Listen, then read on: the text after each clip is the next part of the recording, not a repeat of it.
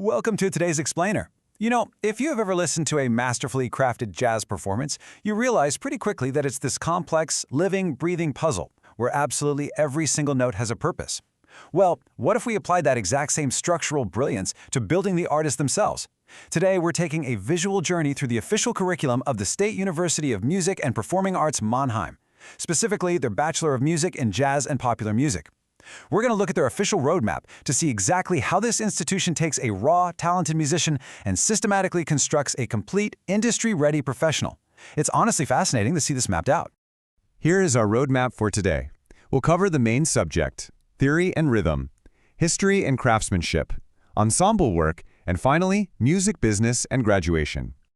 All right, diving right into Section 1, the main subject, your musical core.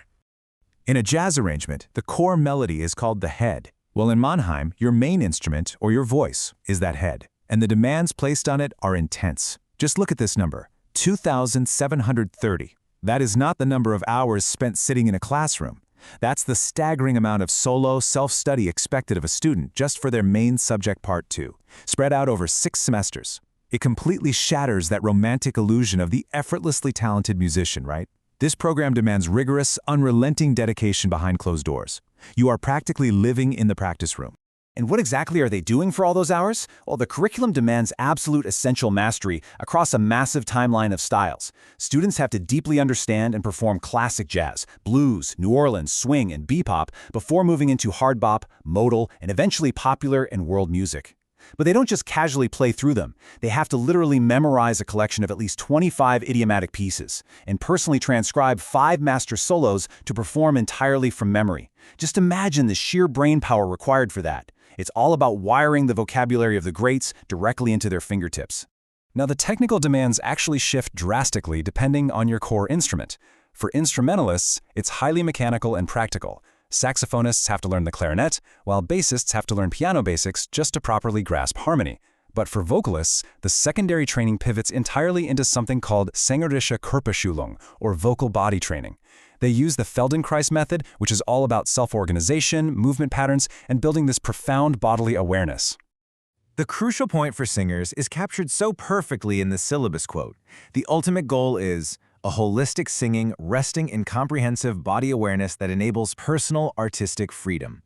It's a beautiful philosophy, honestly. It reminds us that for a vocalist, the instrument isn't something you hold in your hands. It is your entire physical and mental being. Moving right along to Section 2, theory, ear training, and rhythm. If your main instrument is the melody, theory and rhythm are the changes, the underlying foundation, and the learning curve here is incredibly steep. In Theory I, students start with fundamentals, chromatic scales, intervals, and basic modes. But by Theory II, the training accelerates intensely. We're talking dominant chains, complex turnarounds, and advanced concepts like constant structure, which essentially means shifting complex chord shapes rapidly. And they aren't just doing this on paper. They go through intensive ear training to make sure they can actually hear these complex harmonic shifts before they even play a note. But here's the real question you have to ask. All that harmony is great, but what about the timing?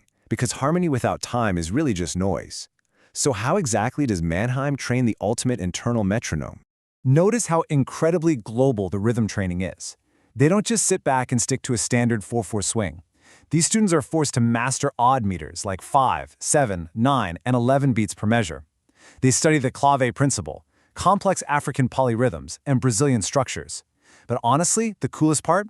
They actively utilize fundamental principles of Indian music like Tihai and Korvai counting syllables. They're clapping, singing, dancing, and transferring these incredibly complex polyrhythms directly to their instruments. It is a total head-first immersion in global groove. That brings us to Section 3, history and musical craftsmanship. Because a truly complete artist doesn't just play well in time. They understand where their music came from, and they know how to shape it. Chronologically, their improvisation training starts pretty fundamentally, standard blues forms.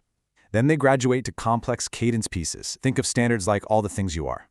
Eventually, by improvisation 2, they tackle the absolute Everest of jazz harmony, the dreaded Coltrane changes. These are notoriously complex, rapid-fire chord progressions. So they are literally tracing the historical evolution of jazz right through their own daily practice routines. And while they learn to improvise, they also have to learn to write. The jump in scale during their arrangement modules is massive.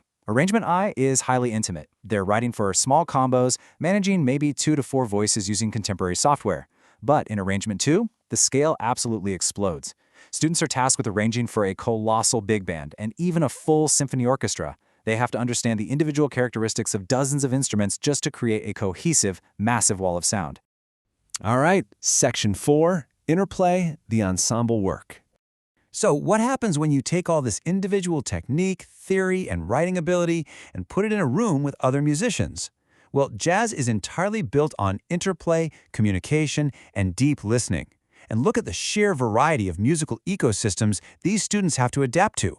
In the big band, you have a massive brass section, 5 saxes, up to 9 brass instruments, and rhythm. The Brazil ensemble scales the horns down for a tighter rhythmic focus. But look at the salsa ensemble. 4 dedicated percussionists alongside a full drum set, horns, and 2 vocalists.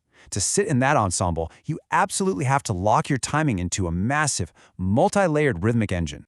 For the vocalists, this adaptability is pushed to the absolute limit. They don't just front a simple trio. They must possess the control and pitch to blend seamlessly into a 4-part a cappella jazz choir. And then, in the very next semester, they have to turn around and sing with the Mannheim Jazz Orchestra, generating enough power and presence to pierce straight through a roaring 15-piece brass section without losing their unique tone. Finally, we hit Section 5, music business and graduation. Let's face it, you can have the chops, you can have the theory, and you can play in the band, but out in the real world, playing well simply isn't enough. In their music business module, they study professional survival. It's not just learning how to book a gig, they learn about GEMA and the GVL, the main performance rights organizations in Germany. They dive into copyright law, draft contracts, and even create detailed technical stage riders. The goal here is pretty simple. Ensure that when these artists create brilliant music out there, their legal rights are protected and they actually get paid for it. And then comes the final exam. Notice how beautifully balanced the requirements are for this grueling 1-hour live concert. To pass, you really can't be a one-trick pony. The concert has to feature at least one original composition, a unique arrangement of an evergreen, an arrangement of a jazz classic, and an entirely unaccompanied, naked solo performance. It demands absolute versatility across composition, arranging, and raw, vulnerable playing. But the live show isn't even the final hurdle. Students must also submit a final bachelor thesis, 20 to 25 minutes of a fully self-produced, studio-recorded CD. They have to take absolutely everything they've learned, the technique, the arranging, the studio practice, and press it into a permanent professional product. This CD cements their ultimate transition from a student in the practice room to a professional recording artist. Which brings us to the end of our journey through the Mannheim curriculum. We've seen the thousands of hours locked in the practice room, the relentless theory, the global rhythms, and the unyielding business realities. It is a monumental musical journey designed to build a complete, fearless artist. So, the question I leave you with today, looking at the staggering discipline required on this roadmap, do you have what it takes to step onto that stage? Thanks for joining me on this explainer, and keep learning.